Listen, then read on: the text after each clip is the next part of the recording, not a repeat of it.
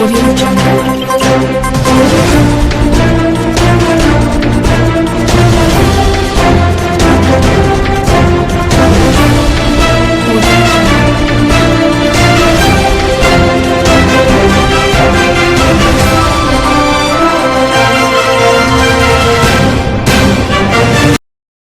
Merveille à tous et à toutes, mesdames, messieurs, bienvenue dans cette grande édition du journal. Ouvrons ce journal par ses principaux titres. Le chef de l'État Félix Tshisekedi s'est adressé aux deux chambres du Parlement réunies en congrès ce lundi 8 décembre au Palais du Peuple où il a abordé plusieurs questions d'intérêt national, notamment les violations de cessez-le-feu par le Rwanda. La commune de Mongafula en voie de disparition à cause des dégâts causés par le forte pluie. L'intervention urgente des autorités s'impose. Le détail, c'est tout de suite. Encore une fois, merci et bienvenue dans ce journal. Je l'ai annoncé en titre, c'est ce lundi 8 décembre que le président de la République, Félix Tshisekedi, s'est adressé aux Congolais en congrès, réunis depuis le Palais du Peuple, dans un contexte marqué par la signature récente d'un accord de paix à Washington. Comme on pouvait s'y attendre, le chef de l'État est revenu plutôt sur le multiple violations de cessez-le-feu par le Rwanda et affirme que l'accord de Washington entérine le retrait de troupes rwandaises de la RDC.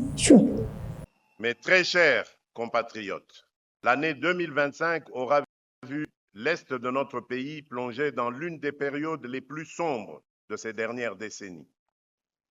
Dès les premiers mois, la coalition AFC M23 bénéficiant du soutien direct de l'armée rwandaise a déclenché une nouvelle offensive d'envergure, s'emparant notamment de Goma et de Bukavu et étendant son emprise de terreur sur de vastes portions des provinces du Nord et du Sud Kivu.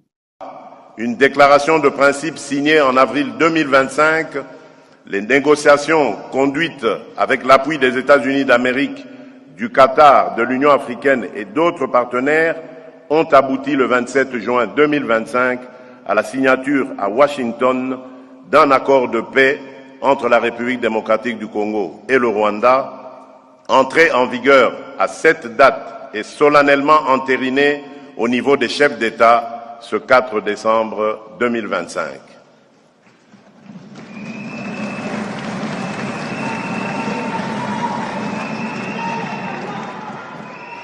Adossé à la résolution 2773, cet accord entérine le retrait des troupes rwandaises de notre territoire, le démantèlement des groupes armés étrangers, y compris les FDLR, la mise en place d'un mécanisme conjoint de sécurité chargé de superviser l'exécution, ainsi qu'un cadre d'intégration économique régionale qui ne saurait être mis en application qu'à la condition sine qua non que la sécurité et la souveraineté de la République démocratique du Congo soient pleinement garanties.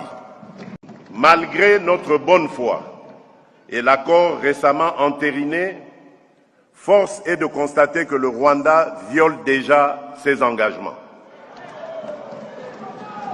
Au lendemain même de la signature, des unités des forces de défense du Rwanda ont conduit et appuyé des attaques à l'arme lourde tirées depuis la ville rwandaise de Bugarama, provoquant de lourds dégâts humains et matériels, notamment dans les localités de Kaziba, Katogota et Lubarika au sud Kivu.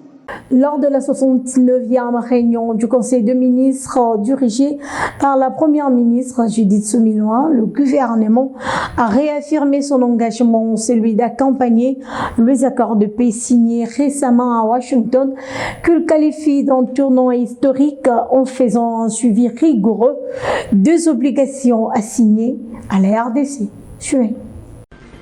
Compte rendu de la 69e réunion ordinaire du Conseil des ministres. Vendredi 5 décembre 2025. Sur instruction de son Excellence, Monsieur le Président de la République, chef de l'État, Félix Antoine Tshisekedi Tshilombo, la Première ministre, chef du gouvernement, Judith Suminwa Tuluka, a présidé ce vendredi 5 décembre 2025 à la Cité de l'Union africaine à Kinshasa, la 69e réunion ordinaire du Conseil des ministres du gouvernement de la République. 3 points étaient inscrits à l'ordre du jour, à savoir 1.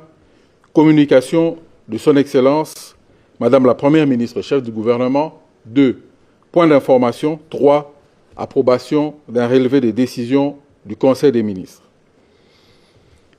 Communication de la Première ministre. La communication de la Première ministre, chef du gouvernement, a porté sur 3 points principaux, à savoir 1. De l'engagement du président de la République pour la paix et la prospérité par la signature des accords de Washington. La Première ministre a commencé par rendre hommage au nom du gouvernement et en son nom propre à son Excellence, Monsieur le Président de la République, chef de l'État, pour l'étape majeure qui a été franchie le jeudi 4 décembre 2025 avec la signature à Washington des accords historiques de paix et de coopération économique entre la République démocratique du Congo, les États-Unis d'Amérique et le Rwanda. Elle a souligné que cet entérinement, qui vise à consolider les efforts diplomatiques engagés et à faire progresser le cadre de coopération pour une pacification durable de la région, s'inscrit dans la continuité des initiatives du Président de la République dans la quête inlassable de paix, de stabilité et de rétablissement durable de la sécurité dans notre pays. Ces initiatives sont marquées par la défense de la souveraineté nationale et la recherche constante des solutions justes et durables. Dans cette perspective, la Première ministre a réitéré l'engagement responsable et déterminant de son gouvernement à accompagner ce tournant historique par un suivi rigoureux des obligations assignées à notre pays. L'entérinement de l'accord de paix signé à Washington entre la RDC et le Rwanda, on en parle encore dans ce journal, à en croire l'analyste politique Guy Puebo. Cet accord est favorable pour la République démocratique du Congo dans le sens où le président Félix Tshisekedi a joué un grand coup de poker pour sa volonté, celle de ramener la paix dans l'est de la RDC après 3 décennies des affrontements. On l'écoute. Un bon accord n'existe pas. Un bon accord n'existe pas. Parce qu'un accord, c'est la conséquence d'une épreuve de force.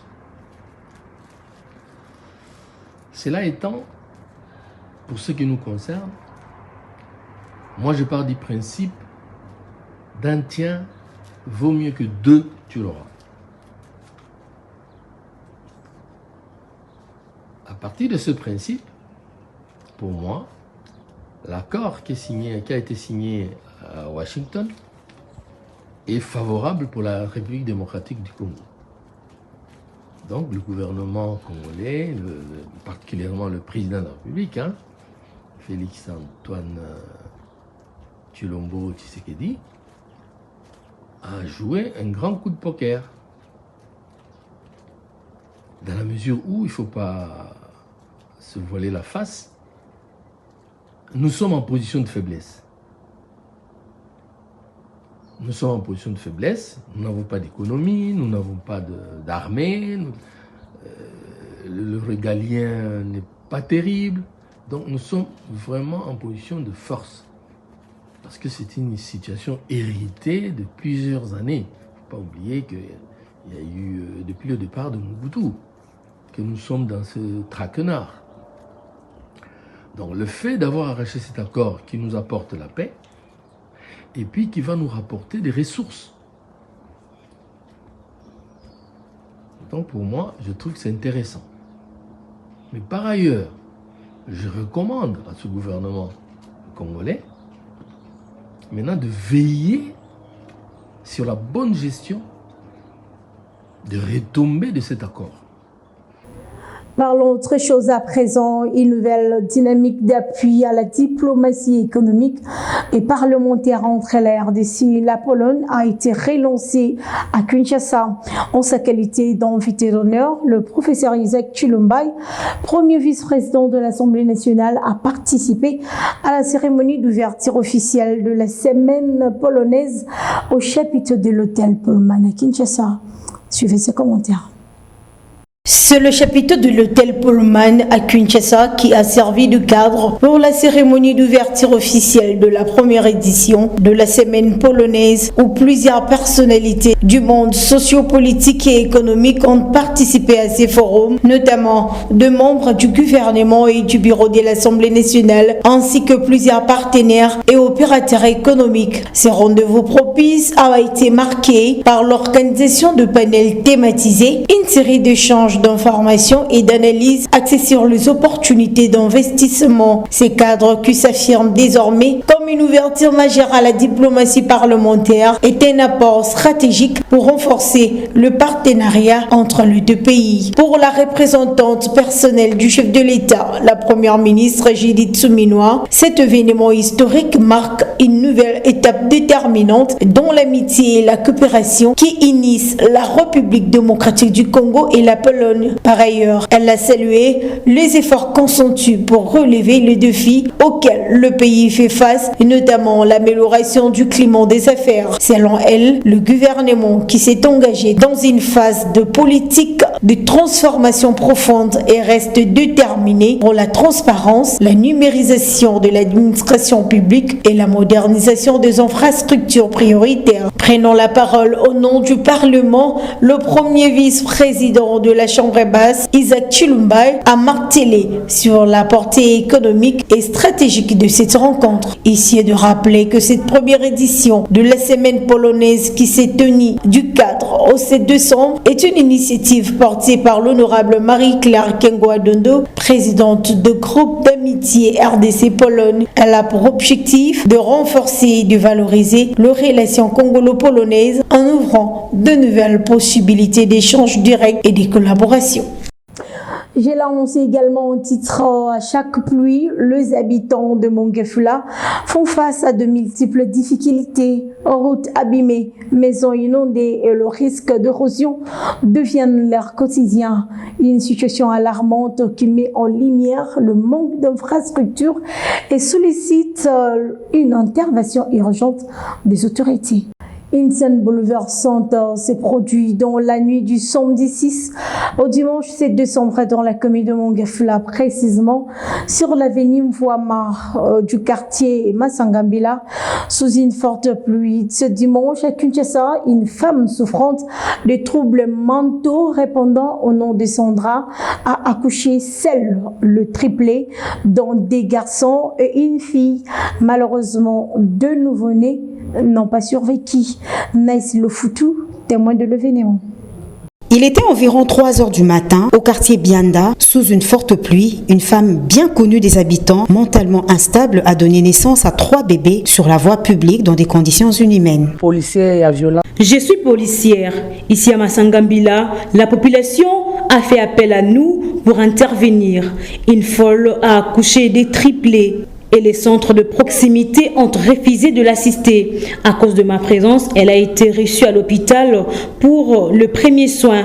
L'enfant sera transféré à l'hôpital Maman Coco. Nazali sage-femme à centre de santé Maman Moussalis. À 6h50, je trouvais une sœur de l'église catholique avec une femme des troubles mentaux qui avait accouché les triplés sous la pluie. Suite à cette pluie, les enfants ont inondé dans l'eau, dont 2 sont morts. Les survivants ont reçu les premiers soins. Ils pèsent 1,4 kg. Que l'État congolais puisse assister cette dame. Cependant, l'accouchement s'est déroulé sans assistance médicale, sans abri ni couverture. Ce n'est qu'aux premières heures du matin du dimanche que les passants ont découvert la scène dramatique d'une femme allongée à même le sol, trempée, entourée de ses nouveau-nés. 2 des triplés, un garçon et une fille, étaient déjà sans vie. Le troisième, un garçon, respirait encore faiblement dans le bras de sa mère, mais évacué plus tard dans un hôpital vers Matadi Kibala nous renseigne quelques témoins trouvés sur place. Toujours renseignement à 5 h du matin. PJ dans la protection de l'enfant et prévention sexuelle dans la commune de Mongafula. Nous avons été renseignés de l'accouchement de cette dame qui est arriérée mentale, qui a mis au monde 3 enfants, dont 2 n'ont malheureusement pas survécu. À l'arrivée de nos agents sur terrain pour constater des faits, nous avons jugé bon de la mener à l'hôpital Maman Coco pour une prise en charge adéquate. Fort malheureusement pour les 2 morts-nés, nous sommes en train d'étudier afin de prendre les mesures nécessaires ensemble avec les services d'assistance sociale pour leur enterrement. Service d'assistance sociale. À coup sûr, la survie du bébé est entre les mains des services de santé pendant que le riverain appelle à une réponse humanitaire urgente. Une chose est certaine, cette tragédie doit réveiller les consciences et l'autorité de tutelle doit prendre en charge les malades mentaux qui se promènent librement dans la capitale congolaise. Direction province au site Kivu, précisément dans le territoire de Vira. Les violents affrontements ont éclaté dimanche 7 décembre dernier entre la coalition AFC et les forces armées de la République démocratique du Congo. Selon les sources locales, les habitants de Luvungi et de ses environs se sentent massivement déplacés vers Songé, fuyant le bombardement qui ont causé plusieurs pertes en vies humaines tuées. La cité de Luvingu à Ruzizi, dans la province du Sud Kivu, est vidée de sa population compte tenu des affrontements qui opposent la coalition FC M23 et les forces armées de la République démocratique du Congo FARDC en sigle depuis vendredi 4 décembre 2025. À en croire les sources locales, environ 80% des habitants se sont dirigés vers la localité de Sangé, puis la ville d'Uvira, avec l'intention de traverser vers le Burundi. Selon le bilan provisoire, plusieurs morts et blessés sont signalés, aussi bien parmi les militaires que parmi les civils. Sur place, la situation reste très tendue. D'autres sources rapportent également une montée des tensions entre les FARDC et les M23 dans plusieurs zones, rendant la situation sécuritaire dans cette partie du pays plus préoccupante. Le 8 décembre de chaque année, le monde entier célèbre la journée du climat, une date dédiée à la sensibilisation et à l'action-faction face au changement climatique et en appelant la menace bien réelle du changement climatique et la nécessité d'agir pour en limiter les effets. Le 8 décembre est la journée mondiale du climat, une date instaurée par des ONG pour sensibiliser au changement climatique tout en rappelant les impacts sur la planète, avec objectif de mettre en lumière les conséquences dévastatrices du réchauffement climatique et l'urgence d'une action collective. Les conséquences du dérèglement climatique, sécheresse, inondations et j'en passe, concernent déjà les territoires et appellent à des solutions locales et globales, soulignant le rôle des forêts et des biodiversités. En cette journée, l'accent est mis sur le rôle de l'éducation dans la lutte contre le changement climatique, un levier essentiel pour préparer les jeunes générations à relever les défis environnementaux. Notons que le climat est fondamental car il détermine la vie sur Terre, influence la répartition des espèces, la formation des sols et les ressources en eau, tout en régulant la météo et les saisons grâce à l'atmosphère et aux océans. En RDC, pour lutter contre le changement climatique, les solutions incluent la préservation des forêts, l'agriculture durable, l'exploitation durable des ressources minières pour la transition énergétique et meilleure gouvernance, faisant de la RDC un pays solution. En sport, c'est une immense déception pour le basketball congolais qui voit le par-basketball de la RDC se faire éliminer dans la version masculine féminine au FIBA 3x3 Africa Cup 2025 après l'ère de fête face à l'Égypte chez les hommes et contre l'Ouganda chez les dames. Audrey Ugondalema. Chasser les naturels, il revient au galop, dit-on, comme en 2022, les léopards seniors messieurs et dames de la République démocratique du Congo n'ont pas évolué au FIBA 3x3 Africa Cup et quittent les tournois par la petite porte après leurs éliminations prématurées. C'est une cruelle désillusion pour les léopards messieurs de la République démocratique du Congo. Après l'élimination des dames, c'est au tour de la sélection masculine de voir son parcours s'arrêter brutalement au terme d'un scénario amer dans un match tendu des quarts de finale, la République démocratique du Congo tenait encore les scores à 12 à quelques secondes du baiser, mais un tir à des points assassins signé l'Égyptien Refat a donné la victoire à l'Égypte 14-12, mettant fin aux espoirs congolais de poursuivre l'aventure. Un de nos madirs a avalé tant le fauve congolais avait montré de la détermination et laissé entrevoir un potentiel réel dans cette compétition. Cette élimination signifie également aussi l'arrêt du rêve olympique pour la République démocratique du Congo qui ne verra pas les prochains Jeux aux États-Unis en basketball 3x3 ni chez les dames ni chez les messieurs. Comme en 2022, les deux sélections seniors n'atteignent pas les stades espérés. La 31e édition du championnat national Illico Cash Ligue 1 s'est poursuivie dimanche 7 décembre 2025 dans le groupe A et B où Mazembe a consolidé sa première place au classement grâce à sa large victoire de 6-0 sur l'US Panda, alors que V-Club a été calé par Céleste FC 0 but partout au stade Martyr. Suivez. Le dimanche 7 décembre 2025 a été très chargé au championnat national Illico Cash Ligue 1 où 6 rencontres au total ont été jouées dans les différentes villes du pays dans les groupes A et B. Au stade Kikoula Delikassi, le leader incontesté du groupe A, les Corbeaux du tout-puissant Mazembe, a renforcé sa position au classement grâce à sa victoire écrasante des 0 but contre 6 face à la formation locale, les bombardiers de l'Union sportive Panda B50D, alors que pendant ces temps, au stade Dominique Dur de Kolwezi, les dauphins du groupe, les kamikazes de l'association sportive Simba de Kolwezi ont dépuisé dans l'énergie du désespoir pour venir à bout des Corbeaux de l'Union sportive Chinkunku de Kananga sur les scores étriqués de 2-1. Au stade des chaînes de Katoka de Kananga, l'association sportive Malolé de Kananga mettait la pression sur les leaders et son dauphin en prenant les décis sur les promis de l'association sportive New Soldier de Lubumbashi sur les scores de 2-0, tandis que le football club Tshisekedi Kassalu et le football club Lubumbashi Sport s'est neutralisé sur les scores Nilevière de 0-0. Dans les groupes A, les leaders, l'association sportive Vita Club de Kinshasa, accroché au stade des Martyrs par Céleste Football Club de Mbandaka sur les scores de 0-0, semble perdre son élan en enregistrant une 3e sortie sans victoire au championnat national, alors que de son côté, l'Académie Club Rangers